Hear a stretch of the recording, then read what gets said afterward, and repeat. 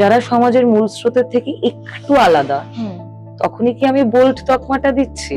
আমার মনে হয় বোল্ডনেস ইজ, আমরা এটা টার্মিনোলজি গুলো আমরা নিয়ে এসেছি আমাদের সুবিধার জন্য, বাট সামহাউ সচরাচর আমরা দেখতে পারি না বা ভাবতে পারি না। Rather I would put it in a way like inhibition free as an artist. এবার ইনহিবিশনটা তো মাথায়, মনে, শরীর সব মিলিয়ে একটা শিল্পীর হয়। শুধু তো পোশাক আশাকে ইনহিবিশন ফ্রি বলাটা যায় না। আজকে ত্রৈলোক্য যে পদক্ষেপগুলো নিয়েছিল, যা যা ঘটনা ঘটিয়েছিল, ওর থেকে বোল্ড স্টেপ তো আর কেউ নিতে পারে না, আমার তো মনে হয় না। মানে তার থেকে শুধু ত্রৈলোক্য, এবার আমি বলছি যে ত্রৈলোক্য নয়, ইনফ্যাক্ট গণসূত্রতে যে 5 জন আছে সবাই প্রত্যেকই একটা, আমি বলবো ব্যতিক্রমী একটা পদক্ষেপ নিয়েছিল, যেটা মূল স্রোতের সাথে যায় না, সমাজের মূল স্রোতের সাথে যায় না।